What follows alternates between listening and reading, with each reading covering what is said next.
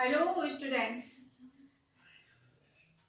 Topic हमारा चल रहा था इंटेलिजेंस, बुद्धि। उसी को कंटिन्यू रखते हैं क्योंकि इससे पहले मैंने आपको सिर्फ बुद्धि के बारे में बताया था कि बुद्धि का अर्थ और उससे संबंधित कुछ अवधारणाएं या हम ये कह सकते हैं परिभाषाएं। ठीक है, आज जो मैं आपको बताने जा रही हूँ वो है बुद्धि की विशेषताएं और बुद्धि के प्रकार। बुद्धि के प्रकार कौन कौन से बताए हैं और बुद्धि की विशेषताएं कौन कौन सी हैं। तो देखिए, हम बात करते हैं बुद्धि की विशेषताओं की। तो पहली जो विशेषता होगी बुद्धि की विशेषता,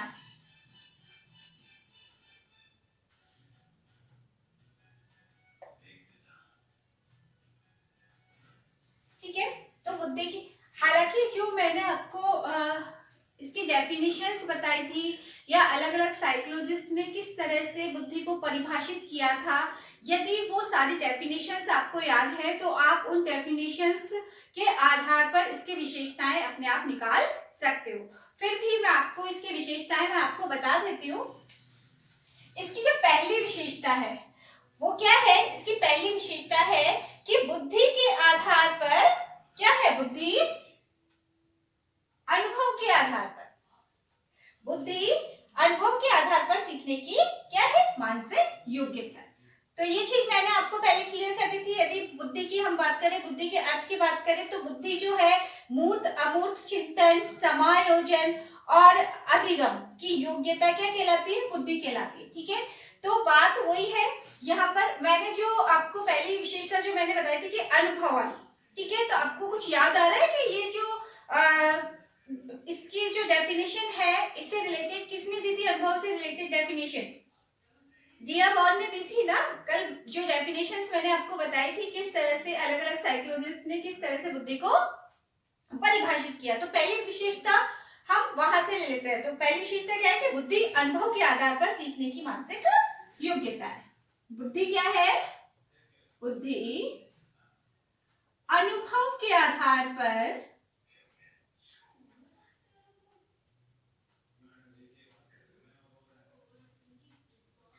अनुभव के आधार पर सीखने की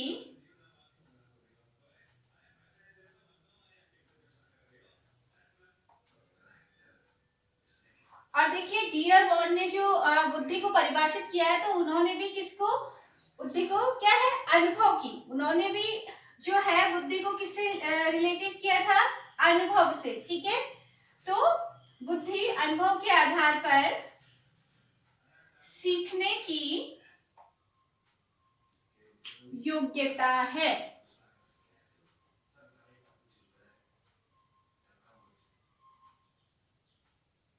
या हम ये कह सकते हैं अनुभव के आधार पर सीखने की कला है। ठीक है, इसके बाद में दूसरी इसकी विशेषता है वो हम लेते हैं। देखो डेफिनेशंस आपको कल वाली याद है, अगर तो आप आराम से या आपने नोट डाउन किया तो आराम से उसके आधार पर आप विशेषताएं निकाल सकते हो। ठीक है, तो दूसरी विशेषताएं हम क्या लेते हैं कि बुद्धि समस्याओं को खोजने में सहायक होती है। बुद्धि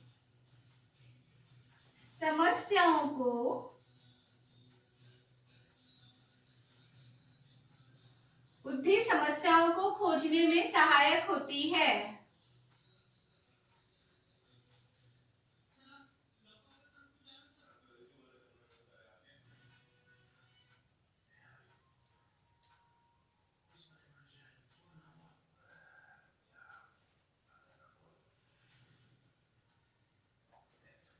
तो कल मैंने आपको एक डेफिनेशन में बताया था ना कि बुद्धि जो होती है वो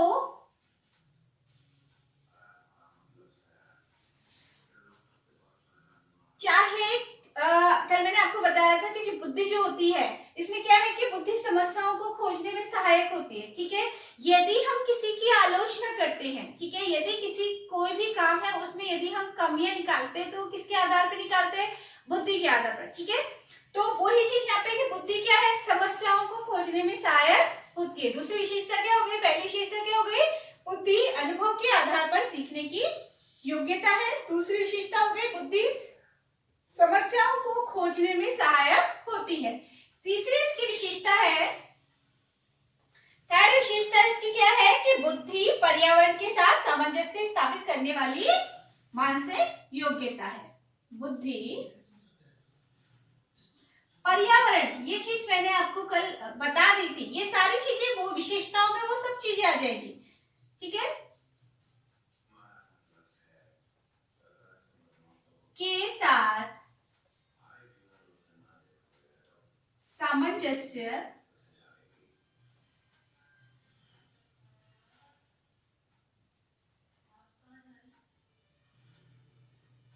स्थापित करने की योग्यता है।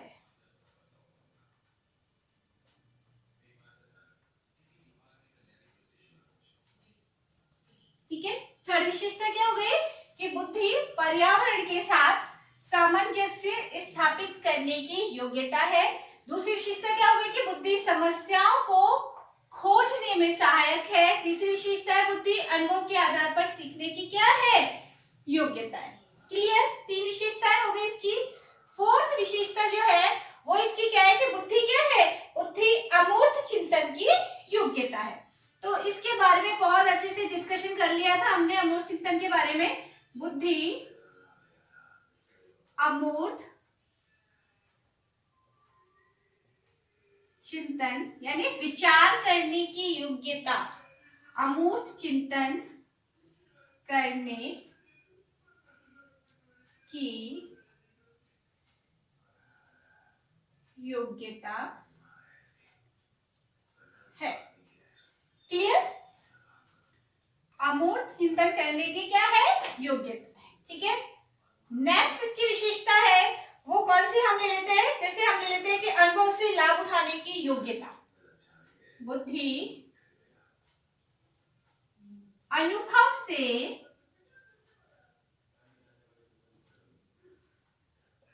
हम अपने अकॉर्डिंग ले सकते हैं, बुद्धि अनुभव से लाभ। अगर हमें डेफिनेशन अच्छे से पता है तो अपने आप हम विशेषताएं निकाल सकते हैं। बुद्धि अनुभव से लाभ उठाने की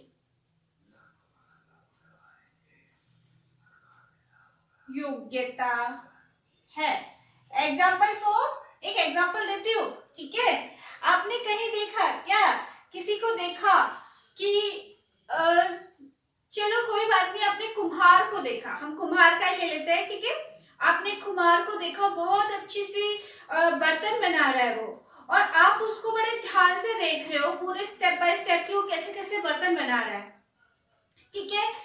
आपने क्या किया, आपने उसको देखा, ठीक है। अब देखने के बाद में यदि आप खुद उसको बनाते हो, आपने उसको देखा कुम्हार को बर्तन बनाते हुए, और आपके मन में क्या चला कि हाँ मुझे भी मैं भी ये कर सकता हूँ, ठीक है। और आप खुद भी यदि बर्तन बनाते हो, ठीक है, और वो आपसे वो बर्तन बन जाता है, तो ये क्या हुआ, आपको क्या हुआ, अनुभव हुआ ना, ठीक है। ये कैसे हुआ, ये कैसे हुआ भाई, किसके कारण हुआ, बुद्धि के कारण, ठीक है।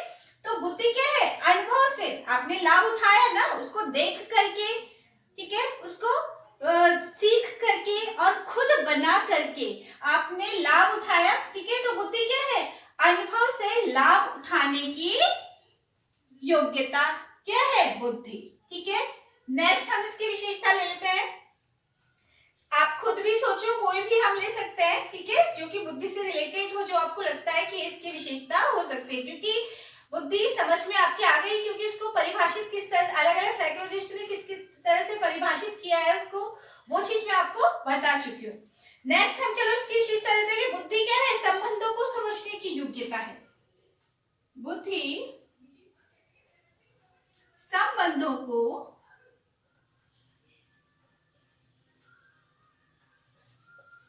समझने की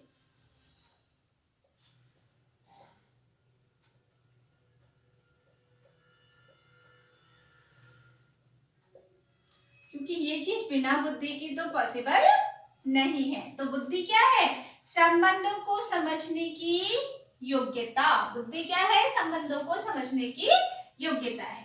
नेक्स्ट हम और इसकी विशेषता ले लेते हैं, जैसे कि बुद्धि व्यक्ति की जन्म, हाँ बिल्कुल, बुद्धि क्या है, व्यक्ति की जन्मजात शक्ति है।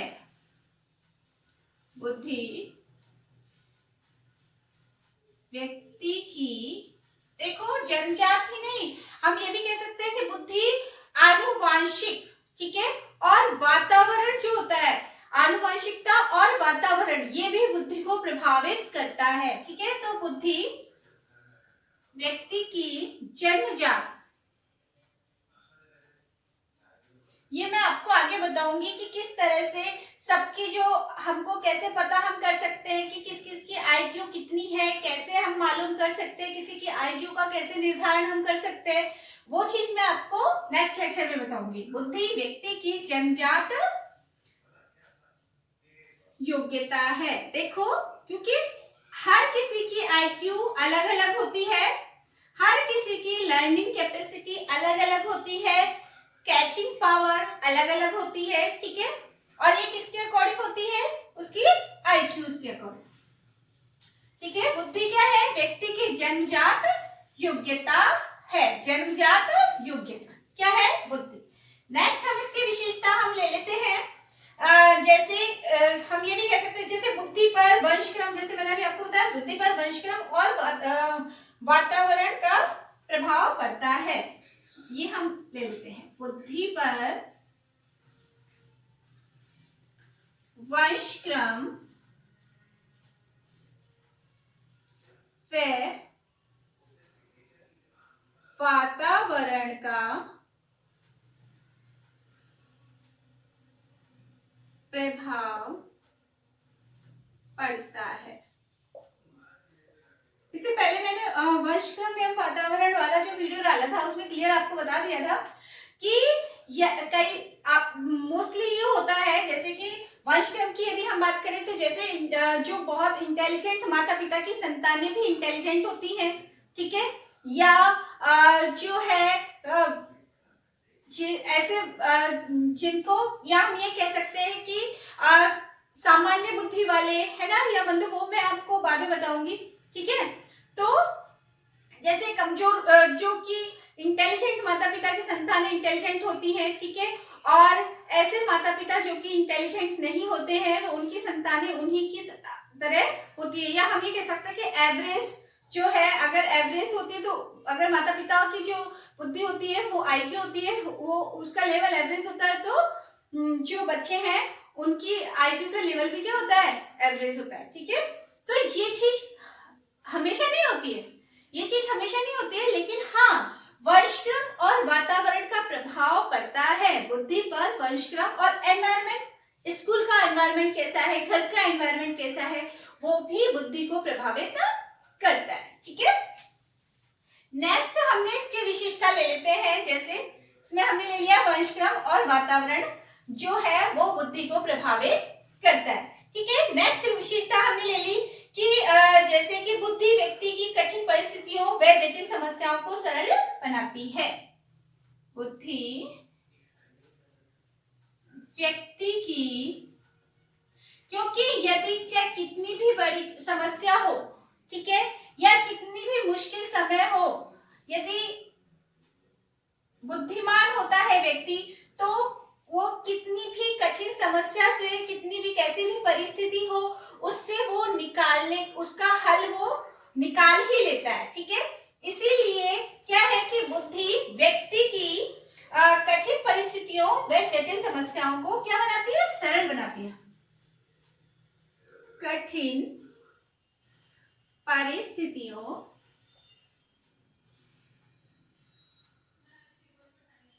व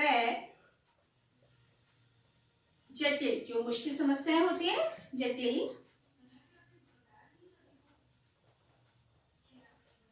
समस्याओं को क्या बनाती है, सरल बनाती है,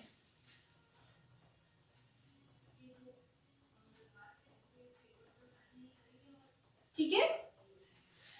नेक्स्ट हम इसकी विशेषता ले लेते हैं, क्या है, बुद्धि व्यक्ति की कठिन परिस्थितियों व कितनी भी कैसी भी परिस्थितियां, यदि बुद्धिमान व्यक्ति होगा तो हर परिस्थिति को फेस कर सकता है और उससे निकल सकता है, और जटिल समस्या चाहे कितनी भी मुश्किल कठिन समस्याएं हो, है ना, उससे भी व्यक्ति क्या है, अपनी बुद्धि के आधार पर वो उस समस्याओं से निकल सकता है और हर समस्या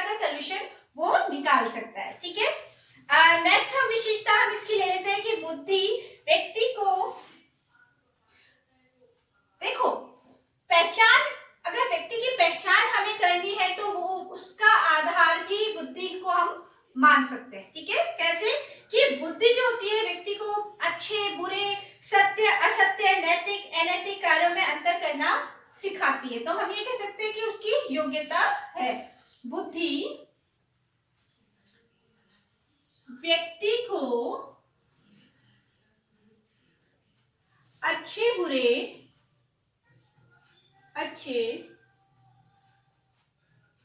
बुद्धि व्यक्ति को अच्छे बुरे सत्य असत्य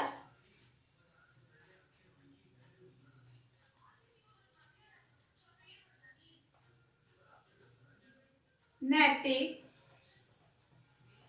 अनैतिक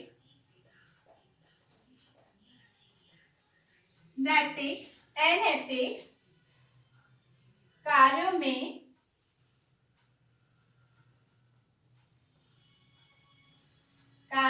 अंतर करने की योग्यता होती है।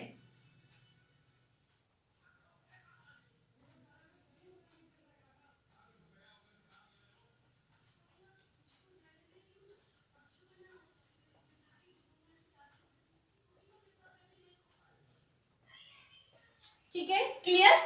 तो इसकी जो भी मेन विशेषताएं थी वो मैंने आपको बता दी है। एक बार मैं आपको फिर से रिपीट कर देती हूँ कि पहली विशेषता क्या है कि बुद्धि अनुभव के आधार पर सीखने की योग्यता है। बुद्धि क्या है? अनुभव, और अनुभव के आधार पर सीखने की योग्यता जो बुद्धि को किसने माना है?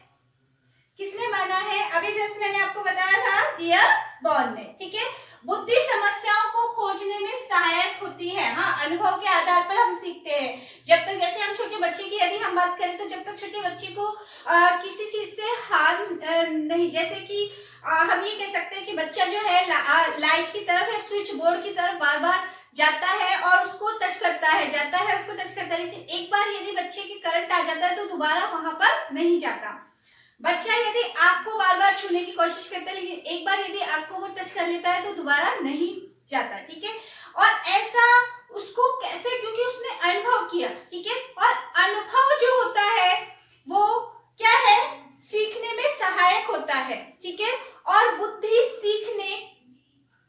जो होती है क्या है? सीखने की योग्यता होती है। बुद्धि सामंजस्य की योग्यता होती है। बुद्धि मूर्त अमूर्त चिंतन की योग्यता होती है। ठीक है, तो यहाँ पर क्या हो गया कि बुद्धि अनुभव के आधार पर सीखने की योग्यता है।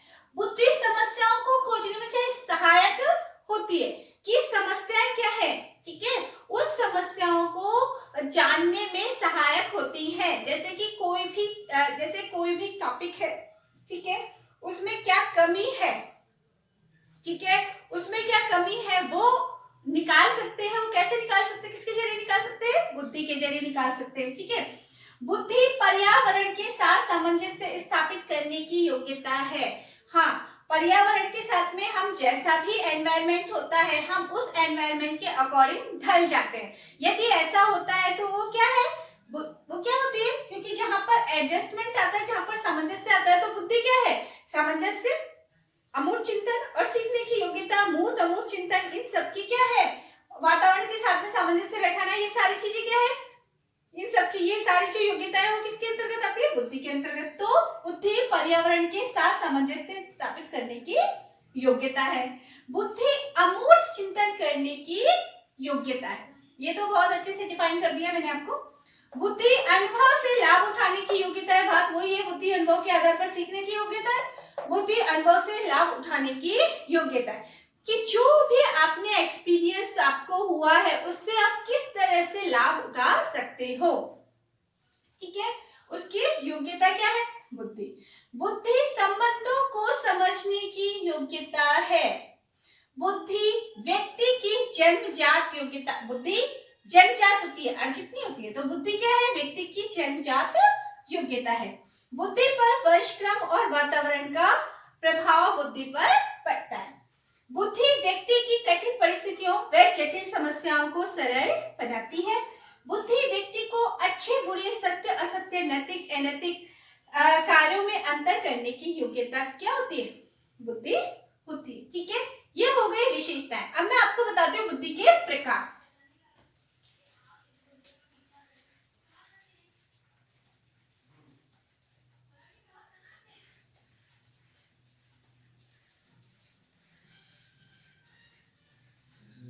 बुद्धि के प्रकार देखो, थॉर्नडाइक और गैरिक दोनों ने बुद्धि के एक जैसे प्रकार बताए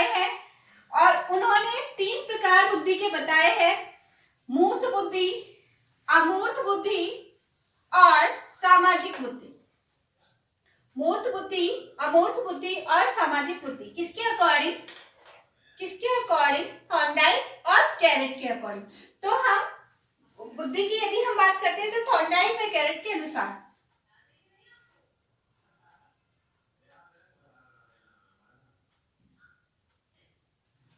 थॉर्नडाइक व गैरेट ने बुद्धि के कितने प्रकार बताए हैं, 3 प्रकार। कितने प्रकार बताए हैं बुद्धि के, 3 प्रकार। दोनों ने बुद्धि के कितने प्रकार बताए हैं, 3 प्रकार। कौन कौन से देखिए, कौन कौन से बताए हैं, मूर्त चिंतन या मूर्त बुद्धि, हम इसको कह सकते हैं मूर्त बुद्धि, ठीक है। दूसरा प्रकार है अमूर्त बुद्धि,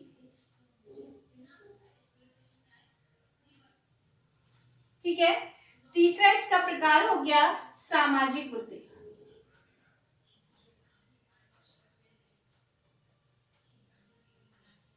मूर्त बुद्धि, अमूर्त बुद्धि और सामाजिक बुद्धि, 3 प्रकार बताए हैं किसने, थॉर्नडाइक ने और गैरेट ने। बुद्धि के कितने प्रकार बताए हैं, 3 प्रकार, मूर्त बुद्धि, अमूर्त बुद्धि और सामाजिक बुद्धि।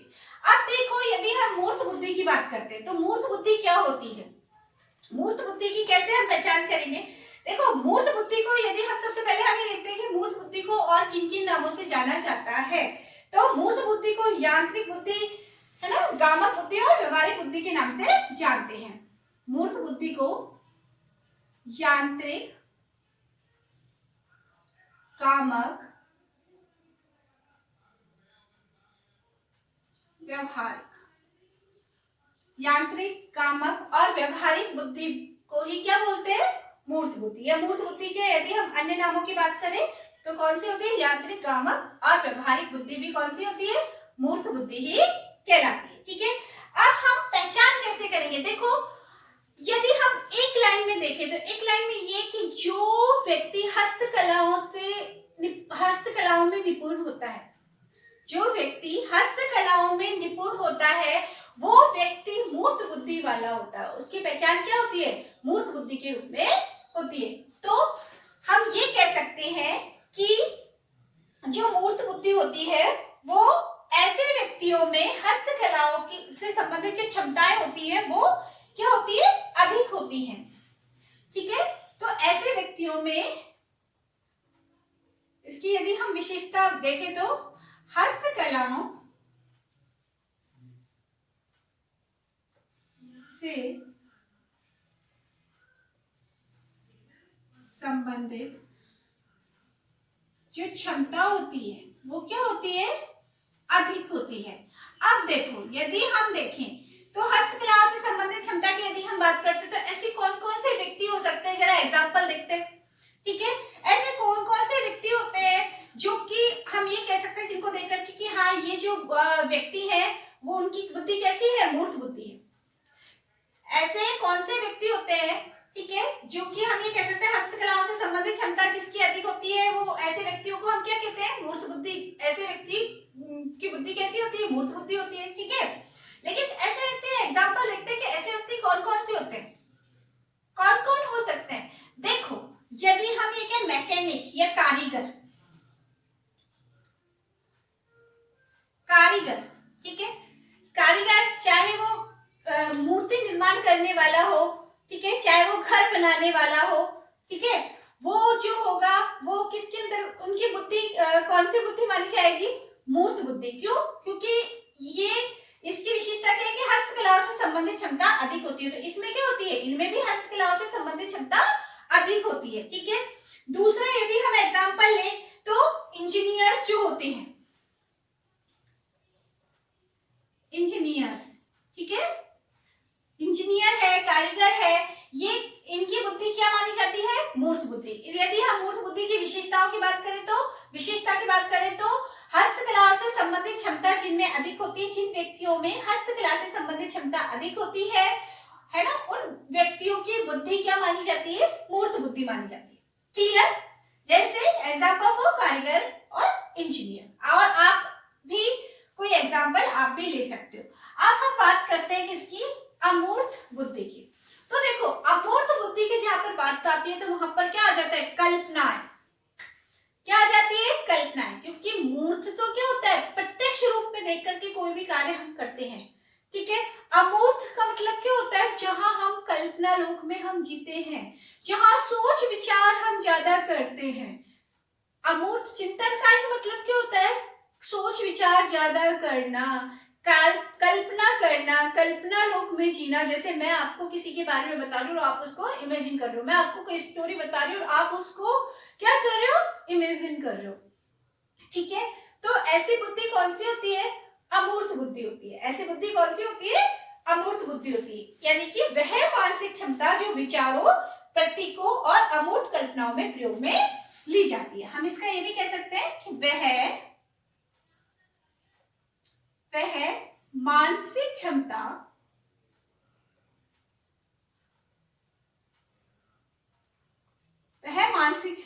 जो विचारों,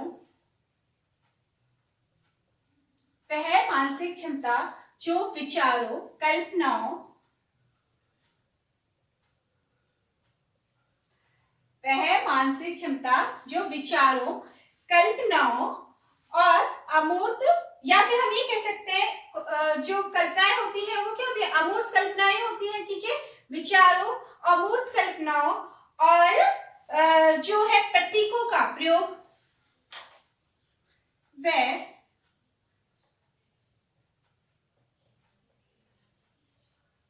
प्रतीकों का प्रयोग जिसमें किया जाता है, उनकी बुद्धि क्या कहलाती है, अमूर्त बुद्धि कहलाती है, ठीक है।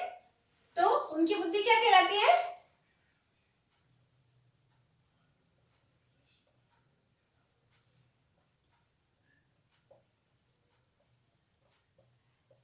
जहां पर विचारों, कल्पनाओं और प्रतीकों का प्रयोग किया जाता है, वो बुद्धि यानी कि वह मानसिक क्षमता जो विचारों, कल्पनाओं और प्रतीकों का प्रयोग जिसमें किया जाता है, वो बुद्धि कौन सी कहलाती है, अमूर्त बुद्धि कहलाती है, ठीक है। आगे समझ में। अब यदि हम बात करें कि अमूर्त बुद्धि अगर जहां विशेषता हमने देख ली, ठीक है। अब इसके आधार पर कोई भी एग्जाम्पल आप लोग सोचिए कि ये किनका, इसका एग्जाम्पल क्या हो सकता है, कौन से लोग हो सकते हैं जिनमें की अमूर्त चिंतन या अमूर्त बुद्धि जिनमें पाई जाती है। थोड़ा सा सोचिए, टीचर है, अध्यापक है। अध्यापक बिल्कुल मूर्त अमूर्त चिंतन दोनों का ही होता है। अध्यापक में तो सारी चिंतन पाए जाते हैं, अध्यापक, ठीक है। ये तो सबसे पहले मैं आपको बताऊंगी। इसके बाद क्योंकि अध्यापक को कोई भी चीज को एक्सप्लेन करने के लिए जो है, बच्चों को पढ़ाने के लिए या किसी भी टॉपिक को समझाने के लिए अमूर्त चिंतन करना होता है, ठीक है। तो सबसे पहला एग्जांपल मैंने क्या ले लिया, अध्यापक। एक और लेते हैं वकील, एडवोकेट। और किसके पास में होती है, और सोचो और किस किस के पास में होती है। देखो जो कहानी का लेखक है ना, जिसको हम ये कह सकते हैं कि साहित्यकार या कविता लिखने वाला कवि, साहित्यकार, कवि, क्योंकि लेखक में ये सभी आ जाएंगे। साहित्यकार हो सकते हैं, कवि, फिलोसफर्स, दार्शनिक, ठीक है।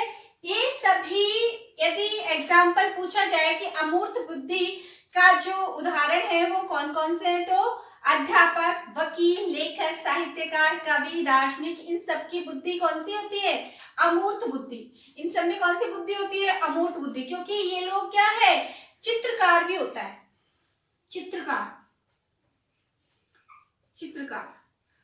ठीक है।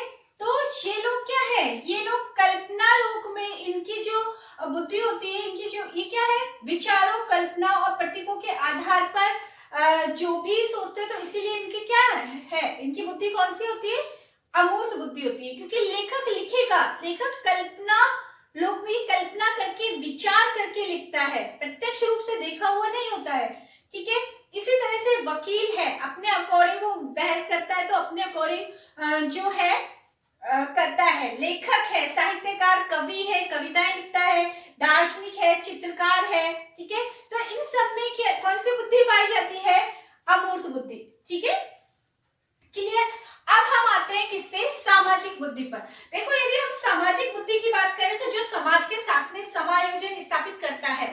व्यक्ति समाज के साथ में समायोजन स्थापित करते हैं उनमें ये सामाजिक बुद्धि पाई जाती है। तो हम ये कह सकते हैं कि समाज के साथ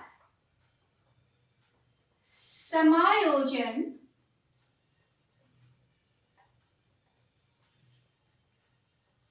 स्थापित करने वाले,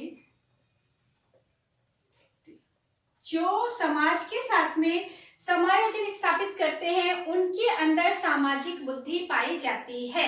ठीक है, अब आप ये बताइए कि यदि हम समाज के साथ में समायोजन की बात करते हैं, ठीक है, तो ऐसे व्यक्ति कौन कौन से हो सकते हैं? तो सबसे पहले तो हम ले लेते हैं कौन? नेता लोग। बिल्कुल नेता लोग, क्योंकि बिना अगर उनका समाज के साथ में समायोजन नहीं होगा, ठीक है, तो वो नेता बन ही नहीं सकते। ठीक है, नेता लोग। दूसरा हम ये कह सकते हैं सोशल वर्कर्स, जिसको हम बोलते हैं सामाजिक कार्यकर्ता।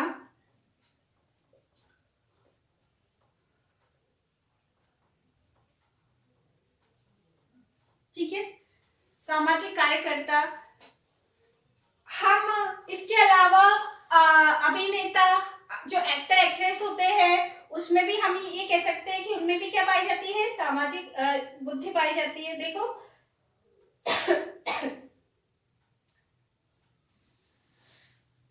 ठीक है, प्रशासनिक अधिकारी,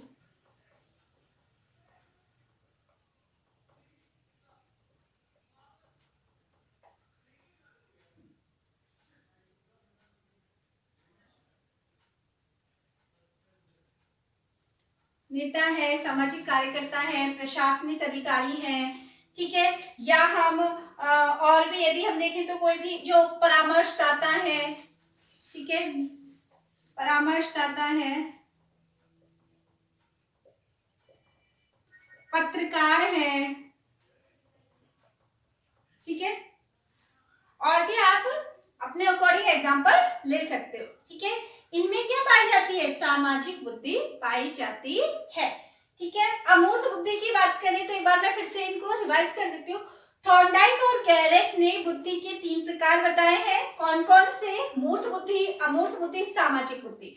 मूर्त बुद्धि की बात यदि हम करें तो जो व्यक्ति हस्तकला से संबंधित क्षमताएं जिन व्यक्तियों में अधिक होती है उनमें मूर्त बुद्धि पाई जाती है।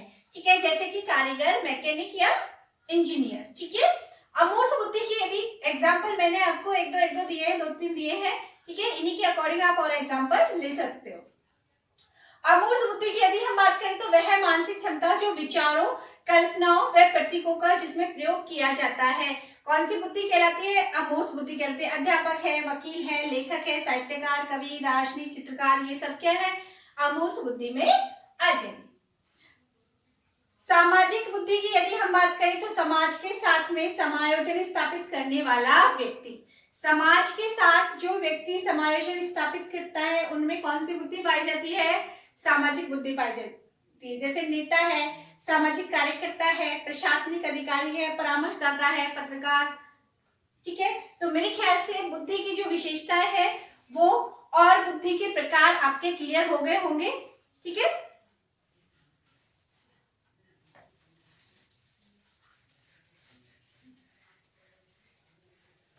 ये तीनों प्रकार किसने बताए थे?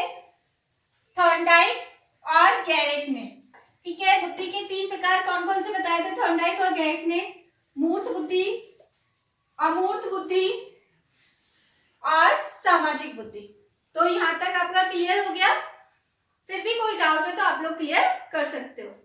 तो आज के लिए इतना ही काफी है। Have a nice day, take care, bye.